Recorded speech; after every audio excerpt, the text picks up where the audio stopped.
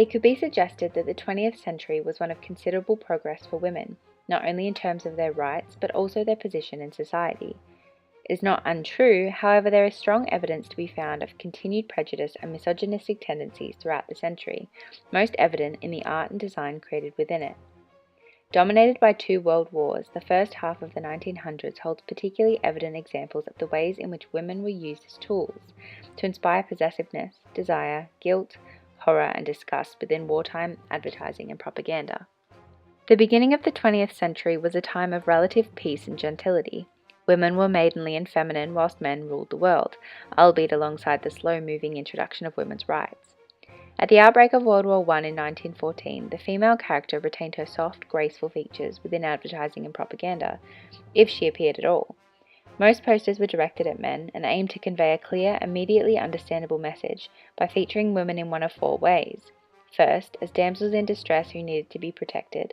Second, as embodiments of a physical territory that should be defended. Third, as slightly sexualized conquests whose favor might be the reward for enlistment. And fourth, as the potential soldier's daughter, guilting him into enlistment by questioning his traditional masculinity. There were some posters produced which were directed at women, generally encouraging them to do their part and join the wartime workforce in a variety of different positions. These advertisements used very specific imagery and language, using the women's rights movement to their advantage. Up until the First World War, women's work opportunities had been restricted to domestic service and factory jobs, and so this was an exciting opportunity for many women. It is interesting to note that the posters encouraging women to take part in the war effort by finding employment rarely featured children or home life. Given the predominant belief that women's place was in the home, images of children would likely have induced a guilt-driven lower rate of female employment. One further point to be made about wartime posters is that the language used was careful to locate women's opportunity for employment within wartime. It was expected that they would return to their previous roles when the men of society returned from the front. Having been given a taste of freedom and equality, however, the post-war society saw several legal and societal shifts allowing women the opportunity for employment, albeit in very select and rare circumstances.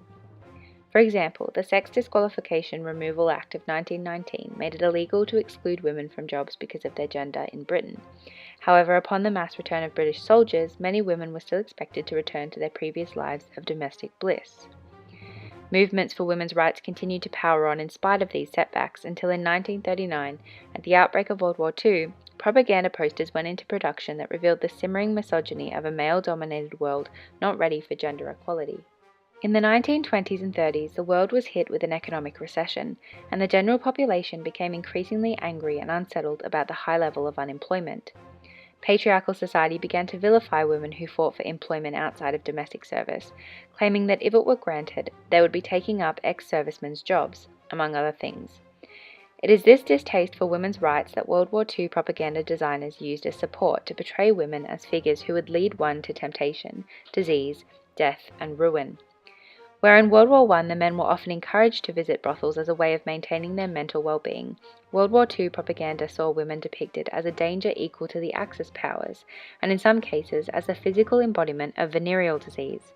This kind of overt vilification of women suggests an overwhelmingly negative reaction to the movement for women's rights, and a frustration that things did not go back to how they were before the war.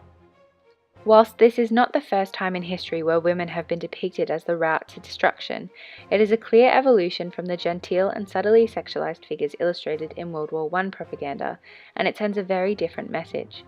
The immediate meaning is that women are dirty, disease-ridden, untrustworthy and deceptive, and something that men need to be saved from. In seeing these images for what they are, this initial reading gives way to the message that women's rights are a disease, that strength, opinion, and thought in a woman is dirty, and that men need to steer clear of it to protect themselves and their power. In understanding that men's power has always been believed to be, in part, connected to their physical anatomy, presenting women as a direct threat to their physical health conveys the risk quite clearly. While some posters reminiscent of those used in World War I did run alongside these, the main message being sent to the mass male audience was one of the trickery, cunning, and sinful nature of women. Gone were the angels in the house and deity-like figures of the early 20th century, replaced by the horrifying spectre of the dangerous, free-thinking modern woman. In a century proliferated with death and destruction on a mass scale, it is telling that the movement for women's rights posed such a threat that the way women were depicted evolved so drastically. From the damsels in distress and guilt-inducing angelic daughters of World War I to the germ-filled and disease-ridden prostitutes of World War II, the representation of women at time of war reflects society's values more overtly than ever. Though we have come a long way since then, these attitudes towards women still present themselves today, in various levels of veracity. I leave you with this example, a snarling depiction of the woman many hoped would be the first female president of the United States.